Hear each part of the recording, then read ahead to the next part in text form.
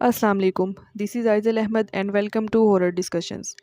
Friends, बाज़ दफ़ा कुछ पेरेंट्स अपने बच्चों के दिल में प्यार डालने के बजाय अपना डर डाल देते हैं और बच्चों को इतना कॉन्फिडेंस नहीं देते हैं कि वो अपनी पसंद नापसंद अपनी कोई खुशी अपने पेरेंट्स के साथ शेयर कर सकें, और इसी वजह से बच्चे अपनी उस खुशी को पूरा करने के लिए झूठ का सहारा लेते हैं। सवेरा ने भी अपनी ख्वाहिश पूरी करने के लिए अपने माँ बाप से ऐसा ही एक झूठ बोला था, जिसका भयानक अंजाम वो नहीं जानती थी। फ्रेंड्स, आज जो हॉरर स्टोरी मैं आपको सुनाने वाली हूँ वो बहुत ही ज़्यादा भयानक है, लेकिन इसमें बहुत से सबक भी हैं, पेरेंट्स के लिए भी और बच्चों के लिए भी। तो इस स्टोरी को एंड तक पूरा ज़रूर सुनिएगा। लेकिन उससे पहले फ्रेंड्स, मेरी आप लोगों से रिक्वेस्ट है कि प्लीज़ मेरे चैनल को ज़रूर सब्सक्राइब कर लीजिए और मेरी वीडियोस को ज़्यादा से ज़्यादा लाइक एंड शेयर ज़रूर कीजिए। और फ्रेंड्स, आप लोग भी अपनी स्टोरीज इसी ईमेल पर मेरे साथ ज़रूर शेयर कीजिए। सवेरा अपने घर में सबसे बड़ी थी और उसका एक छोटा भाई था। सवेरा की उम्र 22 साल थी। सवेरा के अब्बू बहुत ही ज़्यादा स्ट्रिक्ट थे। उन्होंने बहुत मुश्किल से सवेरा को मैट्रिक कंप्लीट करवाया और उसके बाद अपनी बहन के बेटे के साथ सवेरा की बात पक्की कर दी। सवेरा के अब्बू अपने बच्चों की शादी खानदान से बाहर करना एक बहुत बड़ा जुर्म समझते थे,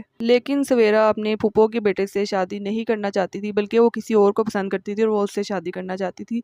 लेकिन उसके अंदर इतनी हिम्मत नहीं थी कि वो अपने अब्बू के फैसले के खिलाफ जा सके, उनके खिलाफ कुछ बोले या शादी से इनकार कर सके, क्योंकि वो जानती थी कि अगर उसने ऐसा कुछ किया तो उसके अब्बू ना तो उसको ज़िंदा छोड़ेंगे और ना ही उस लड़के को ज़िंदा छोड़ेंगे जिसकी खातिर वो ये सब कुछ कर रही है। सवेरा के अब्बू ने बहुत जल्द उसकी शादी का फैसला कर दिया था, जिसकी वजह से सवेरा बहुत ज़्यादा परेशान थी। उसको कुछ भी समझ नहीं आ रहा था कि वो क्या करे। वो जानती थी कि जिस लड़के से उसकी शादी उसके अब्बू करवाना चाहते हैं वो भी एक बहुत ही कंजर्वेटिव माइंड का है और बहुत ही शक्की मिजाज का इंसान है, और वो भी बहुत ज़्यादा स्ट्रिक्ट है, बिल्कुल वैसे ही जैसे उसके अब्बू। और वो अपनी ज़िंदगी अपनी अम्मी की तरह नहीं गुजारना चाहती थी। वो अपनी ज़िंदगी अपनी मर्ज़ी से अपनी खुशी के मुताबिक गुजारना चाहती थी। एक रात वो इस बारे में पूरी रात सोचती रही। उसे बिल्कुल नींद नहीं आ रही थी कि वो इस सिचुएशन को कैसे टैकल करे। उसे कुछ भी समझ नहीं आ रहा था।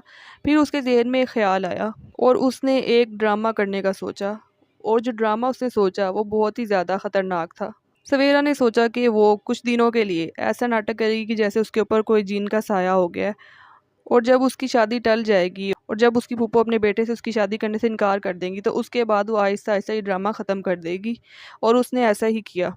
उसने अगले दिन ही ये ड्रामा शुरू कर दिया। अजीबो-गरीब आवाज़ें निकालना शुरू कर दी, अपनी कमरे की चीज़ें तोड़ना शुरू कर दी। वो सबको इस तरह से ज़ाहिर करवा रही थी जैसे उसके ऊपर कोई जिन हावी हो गया और उसको दौरे पड़ रहे हैं इस चीज़ के। अब उसकी ये सिचुएशन देखकर उसे घर वाले परेशान हो गए, उसके अब्बू भी परेशान हो गए कि इसको अचानक से क्या हो गया।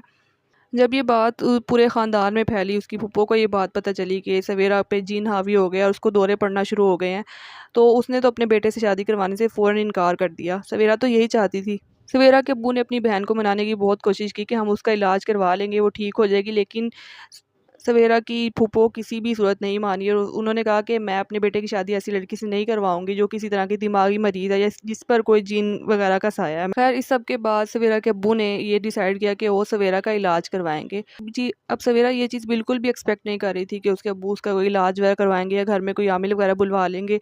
एक दिन उसके अब्बू घर में एक आमिल को लेकर आ गए और सवेरा परेशान हो गई कि अब मैं क्या करूँगी, क्योंकि उसने जो प्लान बनाया था उसके मुताबिक उसने खुद ही इस चीज़ को आहिस्ता-आहिस्ता से ख़त्म कर देना था। लेकिन अब उसके अब्बू एक आमिल को लेकर आ गए थे। अब वो आमिल जब सवेरा के रूम में आया और सवेरा को अच्छी तरह से देखा, उसका हिसाब वगैरह किया, तो उस आमिल ने जो बात की ना, उससे सवेरा बहुत ज़्यादा शॉक हो गई। उस आमिल ने सवेरा के अब्बू को बताया कि आपकी बेटी के ऊपर ना एक बहुत ही ख़तरनाक जिन का साया है, और अगर हमने इसका इलाज जल्द से जल्द नहीं किया तो वो आपकी बेटी को बहुत नुकसान पहुँचाएगा। अब ये बात सुन के सवेरा के तो रोंगटे खड़े हो गए कि ये आमिल क्या बोल रहा है। अब सवेरा ने सोचा कि ये यकीनन कोई ना कोई ढोंगी आमिल है, ये झूठ बोल रहा है, क्योंकि मैं तो ये सारा नाटक कर रही हूँ, मेरे ऊपर तो कोई जिन वगैरह नहीं है। तो ये आमिल सिर्फ मेरे अब्बू के पैसे खाने के लिए ये सारी बातें कर रहा है कि मेरे ऊपर जिन है। अब उस आमिल ने सवेरा के अब्बू से कहा कि इस सब का इलाज करने में तकरीबन 3 हफ्ते लग जाएंगे और फिर अच्छी खासी रकम भी आपकी खर्च हो जाएगी। तो सवेरा के अब्बू ने कहा, आप बिल्कुल भी इस चीज़ की फ़िक्र ना करें, जितने पैसे लगाने पड़े मैं लगाऊंगा, आप बस मेरी बेटी का इलाज करें। अब ये सब कुछ सुन के देख कर सिचुएशन, सवेरा अपने आप में बहुत गिल्टी फील कर रही थी और वो बहुत ज़्यादा परेशान हो गई कि मैं सिर्फ अपनी खुशी के लिए इतनी ज़्यादा सेल्फिश हो जाऊं कि मैं अपने पेरेंट्स का भी ख्याल ना करूं, और मेरे अब्बू ने जो पैसे इतनी मेहनत से कमाया है मैं वो पैसे ऐसे ही किसी धोखेबाज आमिल के पास जाने दूं। तो वो उसने काफ़ी सोचा और उसने फैसला किया कि मैं कल सुबह उठ के अपने अब्बू को सारी बात बता दूंगी, उसके बाद जो भी होगा देखी जाएगी, चाहे अब्बू मुझे जान से भी मार दें मैं वो भी सह लूँगी, लेकिन मैं अपनी सिर्फ एक खुशी की खातिर अपने माँ बाप को इतना बड़ा धोखा नहीं दे सकती। अब सवेरा ने ये फैसला किया और फिर वो सो गई। अब जब वो रात में सोई तो उसने ख्वाब देखा। उसने ख्वाब देखा कि उसके कमरे में उसके सामने एक बहुत ही अजीब सा भयानक सी शक्ल वाला आदमी खड़ा है, जिसके लंबे लंबे बाल हैं, लंबे लंबे नाखून हैं। और वो आदमी सवेरा को बहुत ही गुस्से वाली आवाज़ से कह रहा है कि तुमने ये झूठ बोला था ना कि तुम पर कोई जिन हावी हो गया है, अब मैं तुम्हारे इस झूठ को सच साबित करूंगा। और फिर वो ज़ोर ज़ोर से हंसने लगा। सवेरा जब सुबह उठी, उसने इस ख्वाब के बारे में सोचा, वो बहुत ज़्यादा डर गई। उसने सोचा कि मैं फ़ौरन जाके अपनी अम्मी अब्बू को ये सब कुछ बता देती हूँ। लेकिन जब वो अपने जैसे ही बेड से उठी ना, तो उसको एक अजीब-सा चक्कर फ़ील हुआ, अपने जिस्म में बहुत ज़्यादा भारीपन फ़ील हो रहा था। उसके दिल में एक अजीब-सी सोच और अजीब-सी टेंशन आ गई कि ये मेरे साथ क्या हो रहा है और कहीं वाक़ई में मेरे ऊपर कोई जिन हावी तो नहीं हो गया, वाक़ई में मेरा ख्वाब सच्चा तो नहीं था। वो इसी परेशानी में फ़ौरन भागती हुई अपनी अम्मी अब्बू के पास गई और उसने उनको जाकर सब कुछ बता दिया सच-सच कि मैं एक लड़के को पसंद करती थी, उससे शादी करना चाहती थी, इसी वजह से मैंने ये सारा नाटक किया था। मैं चाहती थी कि मेरी ये शादी जो आप मेरी कज़न से करवाना चाहते हैं वो टूट जाए। सवेरा की ये बात सुनकर उसके अब्बू को बहुत ही ज़्यादा गुस्सा आया और उन्होंने काफ़ी डाँटा सवेरा को, लेकिन इतना ज़्यादा नहीं डाँटा जिस हद तक सवेरा की सोच थी कि वो उसको डाँटेंगे। ख़ैर अभी ये बात इन लोगों ने वहीं पर ख़त्म कर दी। सवेरा के अब्बू ऑब्वियसली नाराज़ तो थे उससे।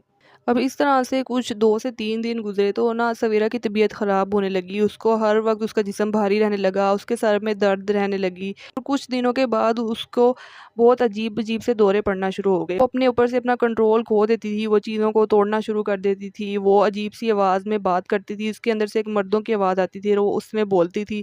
वो खुद को बहुत ज़्यादा नुकसान पहुँचाती थी। ये सब चीज़ें उसके साथ शुरू हो गई थी। अब सच में उसके साथ ये सब कुछ हो रहा था जिसका उसने पहले ड्रामा किया था। ये पूरी सिचुएशन देखकर उसके पेरेंट्स अब बहुत ज़्यादा परेशान हो गए। उसके अब्बू फ़ौरन उस आमिल के पास गए जिसे वो घर में लेकर आए थे। लेकिन जब वो उस जगह पहुँचे तो वहाँ पर वो आमिल था ही नहीं। तो उसके अब्बू ने आस-पास के लोगों से उस आमिल के बारे में पूछा, तो उन लोगों ने बताया कि ये आमिल तो यहाँ से सब कुछ छोड़ के चला गया है।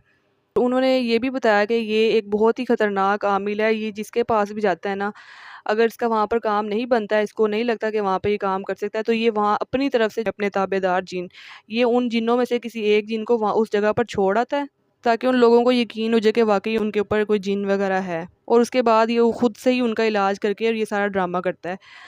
अभी कुछ दिनों पहले इसने एक आदमी के साथ ये सब कुछ किया था और उसको पता चल गया था, उसने पुलिस में इसकी रिपोर्ट करवाई जिसकी वजह से वो यहाँ से भाग चुका है। अब ये सब कुछ सुन के तो मेरा के जो अब्बू होते हैं वो तो हद से ज़्यादा परेशान हो जाते हैं कि ये क्या हो गया मेरी बेटी के साथ।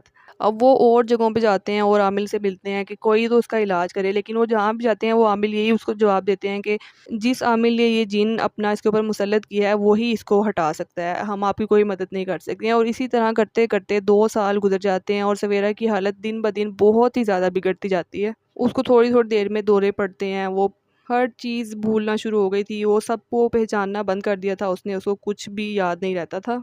अब 2 साल के बाद सवेरा के अब्बू को एक आमिल मिले, जिनसे उन्होंने ये सारी सिचुएशन डिस्कस की, तो उन्होंने उनको तसल्ली दी कि तुम परेशान मत हो, मैं कुछ ना कुछ इसका हल करता हूँ। और वो आमिल जब घर पे आए, उन्होंने सवेरा पे कुछ दम वगैरह किया और उस जिन की हाज़िरी करवाई।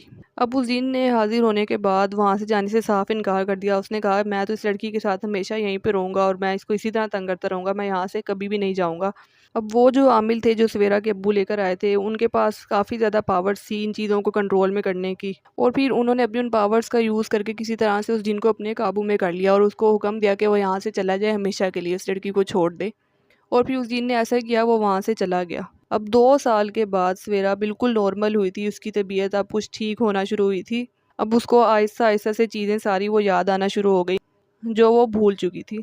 उसको प्रॉपर्ली पूरी तरह से रिकवर होने में 2 से 3 माह लगे और उसके बाद वो बिल्कुल नॉर्मल हो गई जैसे वो पहले थी। इतना सब कुछ बर्दाश्त करने के बाद उसे घर में सब लोग बहुत सदमे में थे, स्पेशली उसके अब्बू और सवेरा, ये दोनों बहुत ही ज़्यादा सदमे में थे। सवेरा खुद को गिल्टी फ़ील कर रही थी कि अगर उसने ये झूठ ना बोला था तो उसके साथ ये सब कुछ ना होता, और उसके अब्बू गिल्टी फ़ील कर रहे थे कि अगर उन्होंने अपनी बेटी के साथ इतनी सख्ती ना की होती और उसकी बात सुनी होती तो आज उसकी बेटी के साथ ये सब कुछ ना होता। खैर अब इन लोगों को एक सबक आ चुका था। अब सवेरा ने भी खुद को तैयार कर लिया था कि उसके अब्बू उसके बारे में जो भी फ़ैसला करेंगे वो मान लेगी। लेकिन फिर उसके अब्बू ने सवेरा से आके बात की और उसको कहा कि सवेरा तुम जो चाहती हो वही होगा और आज के बाद तुम्हें कोई भी बात हम लोगों से छुपाने की ज़रूरत नहीं है। जो तुम्हारे दिल की बात होगी तुम हमारे साथ शेयर करना, और के लिए किसी भी बात के लिए तुम्हें झूठ बोलने की ज़रूरत नहीं है।